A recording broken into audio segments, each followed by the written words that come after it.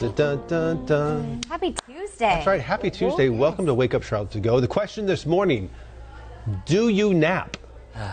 And if so, how long are your naps? You're a big napper. I am. It goes along with this shift. I realize most folks probably listening to this work a normal 9 to 5 or 9 to 6 and probably don't have the chance for a nap. But if there's one benefit of our shift is that we get done by early afternoon, and there's a chance for a nap if you can take one. So we were talking about this morning because, you know, a lot of people just waking up, but it is never too early to think about possibly that afternoon nap if you can just sneak it in. If you can just sneak it in, just a few minutes. So NASA, they're super smart people. They decided to study how long our naps should be, and they found the perfect length for a nap is not 25 minutes or 27 minutes. Or 30. It's 26 minutes. That's so strange. 26 minutes. They say you'll be over 50% more alert, a third better at whatever you do next. So that's good news. But why? NASA says 26 minutes, you're only going through your first 2 stages of sleep. And that means that you're not entering the ones that can make you feel groggy or even feel worse when you wake up. So there is an actual science behind it. You know what NASA stands for, don't you? I'm so excited. Naps are so amazing. Naps are so amazing. That's right. Little known fact. How did I know you were going to say something like that? Even with this shift, though, I can't take a nap. Like, I'm with you. I There can't is either. no 26-minute nap. Like, I mean, I could, but I choose not to, or else I'm going to be out the rest the of the day. entire day. Yeah. Yes. And we won't 3-4 be able to hour sleep. naps is what I end up taking. Yeah.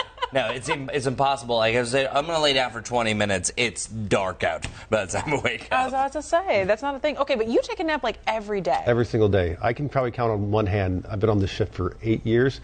I can count on one hand the times I've not taken a nap. And so if you have something going on or people come over, it's like, peace out. To me, it is like a hard and fast rule. It's like eating dinner. Like it has to happen. And so like I will plan appointments around it. You know, going to the gym, everything I can do. So your day's not complete without a nap. I have to take a nap. But you know why? Usually I'd say around an hour to That's an hour and a half. That's a good nap time. I like that. Yeah. Otherwise, to me, it's to your point. Trying to sleep for 26 minutes is That's not a Pointless. it's well, you just can't plan Well, for that. I guess because it's not pointless. If you're like me, you'll lay there for about 20 minutes thinking, okay, I'm waiting, and you're like, okay, 26. And then you finally fall asleep after that. Yeah. So when do you set your alarm to wake up? Hello. For me, like right now, usually 3:30 in the afternoon. Okay. And my trick, not that anybody cares, but my trick is that I force myself to go to work out afterwards. And usually sign up for an appointment. That's like Dedication. I know, that's like hard when you wake up from but a nap. if you sign it up for like a class like Orange Theory or any of them, it forces you to get up, like because otherwise you get 'Cause they're gonna charged. charge you, And so you can't take that 3-hour nap. Larry, do you nap?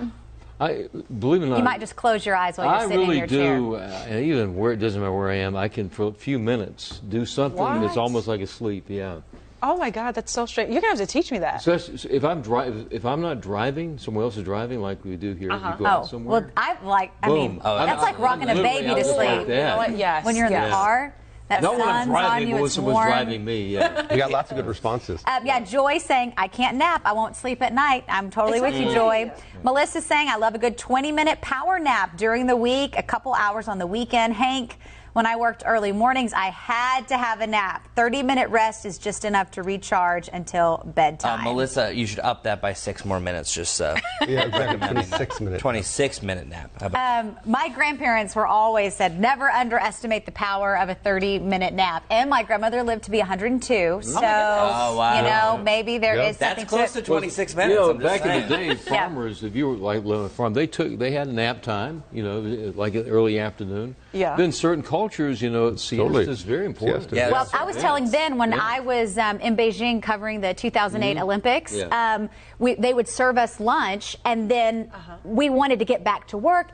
Everything would pause for like an hour because they would take a nap. And so, well, I worked for the Olympic News Service, so we were like working leading up to the Olympics, and so we would all be all the Americans would be so frustrated, like, we're ready to just work so we can leave early. Totally. And we would bring a book. I'm telling you, by the end of the summer, we were all taking naps after lunch. totally Because we were so, because that's just, It's a cultural thing. yeah, It's that's a what they huge did. cultural thing. I have a lot of friends in France. Well, not a lot, like 2. Yeah. Frankly.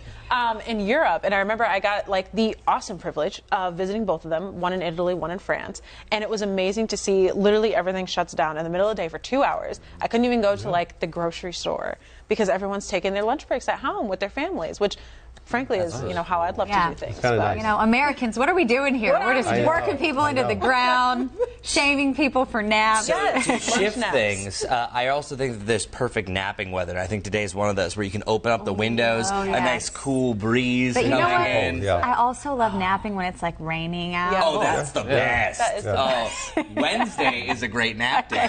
So we got back-to-back nap days depending on what your preference is. Okay, but controversial question here. So they said that it makes you more productive, it makes you better at whatever you do, but I mean, do you guys then push back your going to bedtime? Because like, what time do you go to sleep? That's why I do it, because I go to sleep between 9 and 9:30. So this is where I differ on him. I feel it's better to get like a full night's sleep. I think you're right. But you're breaking yours up by napping. You're getting like Because I want to have a normal life. you're gonna have like 4 hours.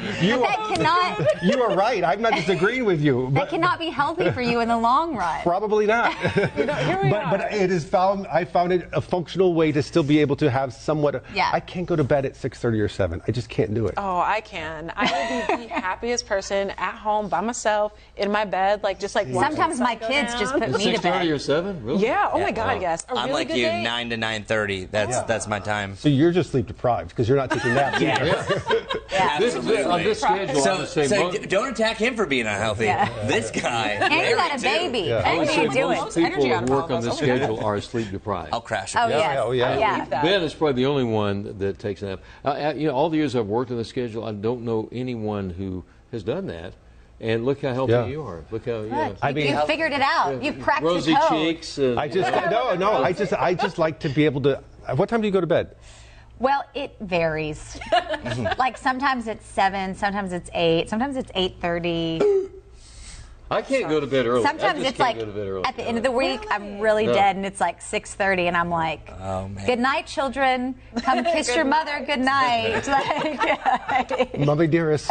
I love it. I'm going That's to how bed. I am. But I feel if I napped, it would be 9 or 10, or you're just laying there rolling around, and then you're on the countdown. Oh my gosh, it's 11. Oh no, now it's And then midnight. you're I got to more get up stressed in about an hour or two. The one time I took a 2-hour nap, it was only once in all these years, I felt so miserable after I got up. Oh, you just want to keep I got that REM sleeping. sleep, Yes. and I was like, oh gosh. And when I lay down, I couldn't go to sleep. So that's the end of naps. Yeah. That's the end of I feel you. I'm with you. Yeah. I'll try Ben's method, maybe. But It works for me. I know it doesn't work for everyone. Nancy's saying at least an hour. That's right, Nancy. John's saying I like a midday nap, 35 minutes during the work week. That's it. I like the John, how are you specificity. getting up? Merit 1 hour. 1 hour.